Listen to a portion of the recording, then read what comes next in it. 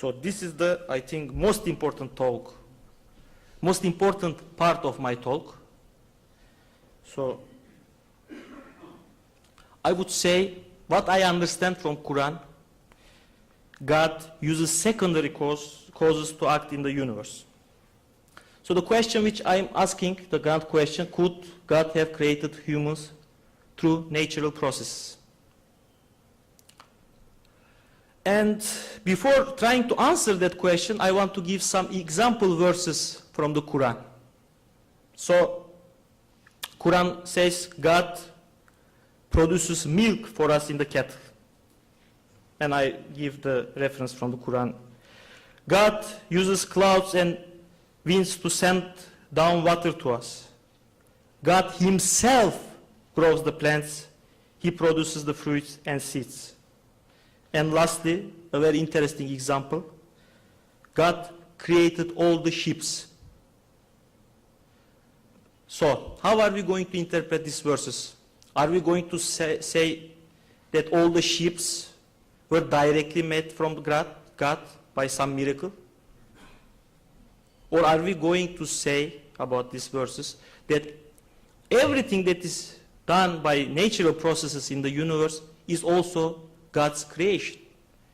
It's obvious that water that comes, the rain from the sky, comes through natural processes. And all the Muslims accept this. They have always accepted this. But still, it is Islamic belief that God himself makes the rain possible. He himself gives us milk from the kettle. He doesn't say, I made the system. He says, I am giving it. He says, I created all the ships. Well, it is obvious that we are making the ships. Is there anyone who thinks that God himself came down and made the ships? No, of course we made the ships. But still, it is an Islamic belief that God created the ships. So, when God says, I do this, it can also mean that it is done through natural causes. It is obvious from the Quran. I give just an example verses. There are nearly hundreds of verses in which God talks about natural phenomena being done by him. And of course the question is, why assume that creation of human beings was different? Why assume that when God says, I created the human beings, he's talking differently than when he says, I created the ships? What's your argument? Why not assume that God also used natural processes to create human beings? I don't see any good argument, but I will cite their arguments, their oppositions. But before citing the arguments, I want to again use Quran's way of approach, thinking about the subject. God says, think how I created the universe. He talks about us trying to find out how life was created. So let's ask the question, how life was created? One answer is, of course, theory of evolution. Different versions, Lamarckian, Darwinian. And there are two other answers which I can think of. One is sculpture model, which some people have in mind. God has hands, he takes clay, and he makes human beings. When I was a child in mosque, I asked the imam, the preacher, how human beings were created. And he told me exactly this story.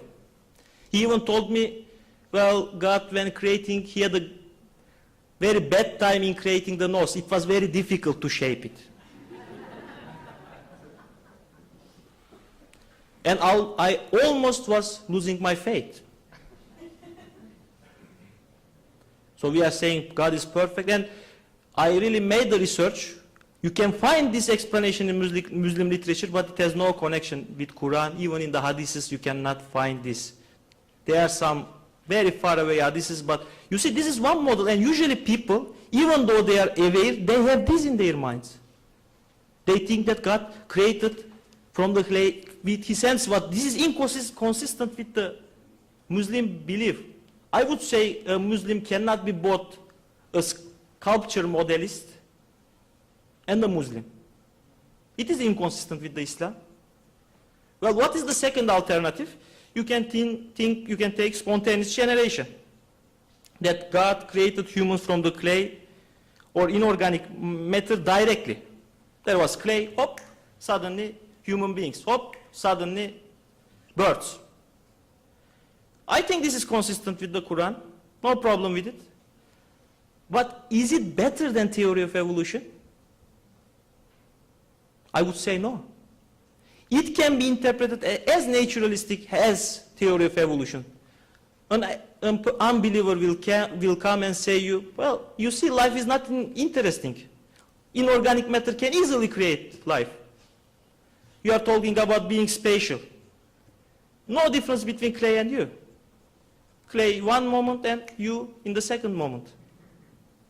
So it is not a better idea than theory of evolution. So we as a Muslims, when we ask this question, we should consider all the possibilities and be aware that theory of evolution is not the worst model. Perhaps it can be even the best model.